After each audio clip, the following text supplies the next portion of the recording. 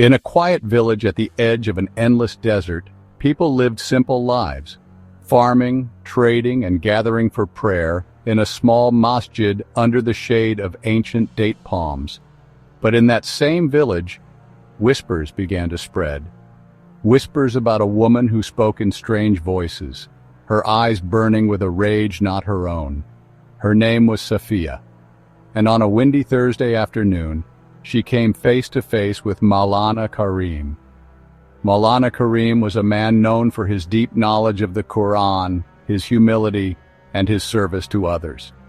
He had traveled far to teach and guide communities, always reminding people of the saying of the Prophet Muhammad, peace be upon him.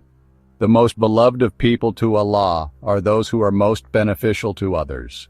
Maulana, Safiya needs you. There's something wrong with her.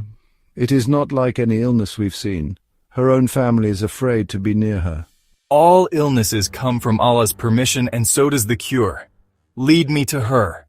They walked to the far side of the village, to a small clay house with a cracked wooden door.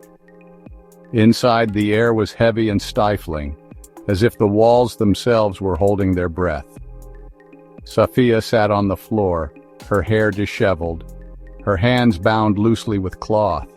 Her eyes darted quickly, almost unnaturally, and when she saw Maulana Qareem, she let out a low, mocking laugh. You think you can help her, scholar? She is mine.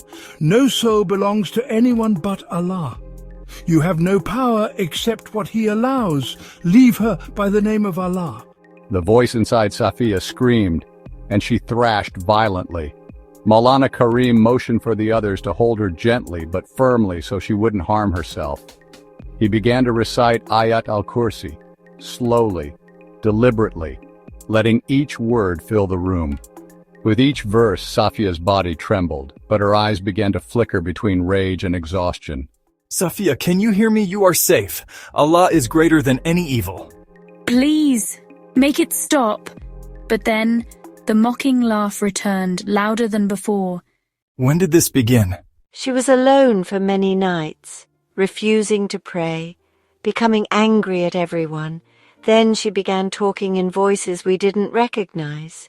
We thought it was just sadness, until now. This is a lesson for all of us. Darkness enters where light is absent. The light of dhikr, of prayer, of Quran, when neglected, leaves space for whispers and harm. Turning back to Safiya, Maulana Qareem began reciting Surah Al-Fatiha, the last two verses of Surah Al-Baqarah, Surah Al-Ikhlas, Al-Falaq, and An-Nas.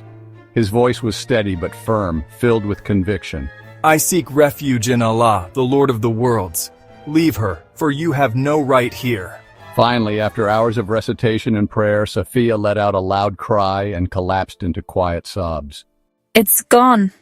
No, my sister, the true cure is to keep your heart and home filled with the remembrance of Allah. This is not magic, it is faith. Protect it, and Allah will protect you. What happened to Safiya is a reminder. Shaitan seeks the empty heart. Keep it filled.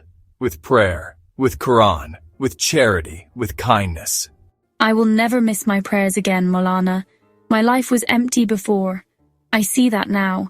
Then praise Allah, for it is He who guides. I am only a servant. The wind swept gently through the village that evening, carrying with it a renewed sense of peace, and the quiet reminder that light must always be guarded, for darkness waits at the edges. And so, in that small village, one woman's trial became the entire community's lesson, that protection lies not in fear, but in faith.